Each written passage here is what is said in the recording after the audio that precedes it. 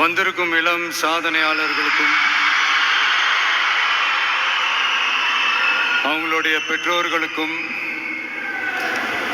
தமிழக வெற்றி கழகத்தினுடைய தோழர்களுக்கும் என் நெஞ்சில் குடியிருக்கும் நண்பா நண்பிகள் உங்கள் அனைவருக்கும் மீண்டும் என்னுடைய பணிவான வணக்கங்கள்.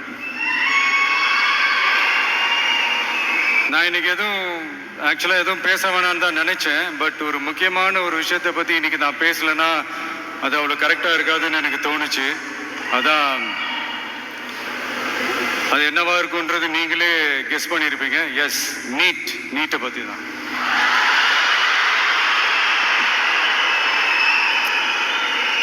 இந்த நீட்ன்றது பார்த்தீங்கன்னா நம்ம தமிழ்நாட்டில் இருக்கிற மாணவ மாணவிகள், குறிப்பாக கிராமப்புறத்தில் இருக்கிற ஏழை எளிய பிற்படுத்தப்பட்ட, மிகவும் பிற்படுத்தப்பட்ட மற்றும் தாழ்த்தப்பட்ட வகுப்பினை சேர்ந்த இந்த மாணவ மாணவிகள் எல்லாருமே ரொம்பவும் பாதிக்கப்படுறாங்கன்றது தான் ஒரு சத்தியமான ஒரு உண்மை. இந்த நீட்டை பற்றி ஒரு பிரச்சனையா நான் பார்க்கறது என்னன்னா, ஒன்று இந்த நீட் இந்த மாநில உரிமைகளுக்கு எதிரானதா இருக்கு. நீங்க 1975க்கு முன்னாலே பார்த்தீங்கன்னா இந்த கல்வி மாநில பட்டியலில் தான் இருந்துச்சு. உங்க எல்லாருக்குமே தெரிஞ்ச ஒரு விஷயம்தான். அதுக்கப்புறமா தான் அது ஒன்றிய அரசு வந்ததுக்கு அப்புறம் அது பொது பட்டியலில் அது சேர்த்தாங்க. எனக்கு தெரிஞ்சு அதுதான் ஒரு முதல் பிரச்சனையா ஒன்று ஸ்டார்ட் ஆச்சு. ரெண்டாவது பார்த்தீங்கன்னா ஒரே நாடு, ஒரே பாடத்திட்டங்கள், ஒரே தேர்வு. இது பேசிக்காவே அந்த கல்வி கற்கும் அந்த நோக்கத்திற்கே ஒரு எதிரான ஒரு விஷயமா நான் அதை பார்க்குறேன். ஒவ்வொரு மாநிலத்துக்கு ஏற்ற மாதிரி அந்த பாடத்திட்டங்கள் இருக்கணும். இது நான் மாநில உரிமைகளுக்காக மட்டுமே இதை நான் கேட்கல. நீங்க பார்த்தீங்கன்னா அந்த கல்வி முறையில் பல்வேறு கண்ணோட்டங்கள், பல்வேறு பார்வைகள், டிஃப்ரெண்ட் பெர்ஸ்பெக்டிவ்ஸ்னு ஒன்று சொல்லுவாங்க இல்லையா, அப்படி அதுக்கு ஒரு முக்கியத்துவம் கொடுக்குற ஒரு விஷயமா அது இருக்கணும்ன்றதான் என்னுடைய பார்வை. Diversity is a strength, it is not a weakness. பன்முகத்தன்மை அப்படிங்கிறது அது ஒரு பலமே தவிர பலவீனம்னு சொல்ல முடியாது. இதில் இன்னொரு முக்கியமான ஒரு விஷயம் என்னன்னா, மாநில மொழியில படிச்சுட்டு ஸ்டேட் சிலபஸ்ல படிச்சுட்டு என்சிஇஆர்டி சிலபஸ்ல தேர்வு வச்சா அது எப்படிங்க? அதுவும் கிராமப்புறத்தில் இருக்கிற மாணவ மாணவிகள், அதுவும் அவங்களுடைய மருத்துவ படிப்புக்கு கொஞ்சம் யோசிச்சு பாருங்க, இது எவ்வளவு ஒரு கடினமான ஒரு விஷயம்னு.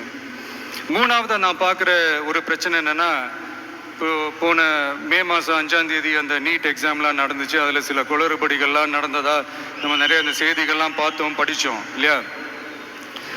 அதுக்கப்புறமே என்ன ஆயிடுச்சுன்னு பார்த்தீங்கன்னா, அந்த நீட் தேர்வுக்கு மேலே இருக்கிற அந்த நம்பகத்தன்மையை மக்கள் மத்தியில் சுத்தமாக போயிடுச்சு.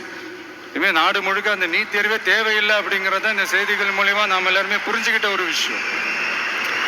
சரி, இதுக்கு என்னதான் தீர்வு அப்படின்னா, நீட்டு விலக்கு தான் இதுக்கு உடனடி தீர்வு. நீட்டு ரத்து கோரி தமிழக சட்டமன்றம் கொண்டு வந்திருக்கிற அந்த தீர்மானத்தை நான் மனப்பூர்வமாக வரவேற்கிறேன்.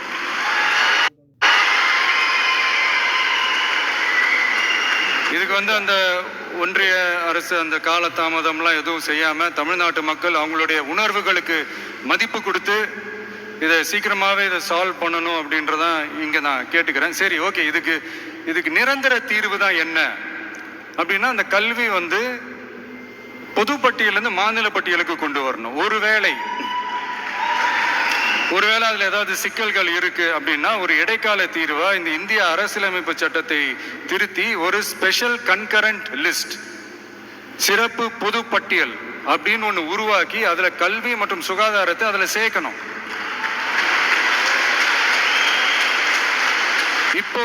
இப்போ இருக்கிற அந்த பொதுப்பட்டியல் என்ன ஒரு பிரச்சனை அப்படின்னா, நீங்க அந்த துறைகள்லாம் பார்த்தீங்கன்னா மாநில அரசுகளுக்கு என்னதான் அதுல அதிகாரம் இருந்தாலும் அது முழுக்க ஒன்றிய அரசனுடைய கட்டுப்பாட்டில் தான் இருக்கு.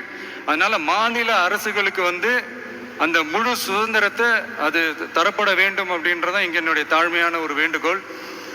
ஒன்றிய அரசு அவங்களுடைய கட்டுப்பாட்டில் இருக்கிற ஒரு சில இந்த மெடிக்கல் காலேஜஸ்லாம் இருக்குல்ல, எய்ம்ஸ், ஜிப்மர், பிஜிஐ இந்த மாதிரி நிறுவனங்களுக்கு வேணால் அவங்க வந்து அந்த நீட் எக்ஸாம் நடத்தணும்னா நடத்திக்கலாம். பட் இங்கே வந்து அந்த பிரச்சனை என்னன்னா, இது வந்து என்னுடைய ஒரு சஜஷன் தாங்க. இது நடக்குமா? உடனே நடக்காதுன்னு எனக்கு தெரியும். அப்படியே நடந்தாலும் அதை நடக்க விட மாட்டாங்கன்னு எனக்கு தெரியும். ஸோ அதனால் இந்த சந்தர்ப்பத்தில் என்னுடைய சஜஷனை வந்து உங்ககிட்ட அதை நான் பகிர்ந்துக்கணும்னு ஆசைப்பட்டேன். இதுதான் என்னுடைய தனிப்பட்ட ஒரு கருத்து நீட்டை பற்றி. ஸோ மற்றபடி வேற ஒன்றும் இல்லை. வந்திருக்கிற என்னுடைய friends, learning is fun, education is celebration. ஜாலியாக படிங்க, ஸ்ட்ரெஸ் எல்லாம் எடுத்துக்காதீங்க. இந்த உலகம் ரொம்ப பெருசு, ரொம்ப ரொம்ப பெருசு. ஆப்பர்ச்சுனிட்டிஸ் அவ்வளோ இருக்கு, அவ்வளோ கொட்டி கிடக்கு. அதனால ஏதாவது ஒன்று ரெண்டு மிஸ் பண்ணாலும் எதுவும் ஃபீல் பண்ணிடாதீங்க. அப்படின்னா கடவுள் வந்து இன்னொரு பெரிய ஆப்பர்ச்சுனிட்டி உங்களுக்காக வச்சுட்டு காத்துக்கிட்டு இருக்கிறாருன்னு அர்த்தம். அது என்னன்னு தேடி கண்டுபிடிங்க. கான்ஃபிடென்ட்டா இருங்க, நல்லதே நடக்கும். வெற்றி நிச்சயம், வெற்றி நிச்சயம். மீண்டும் சந்திக்கும் வரை நன்றி, வணக்கம்.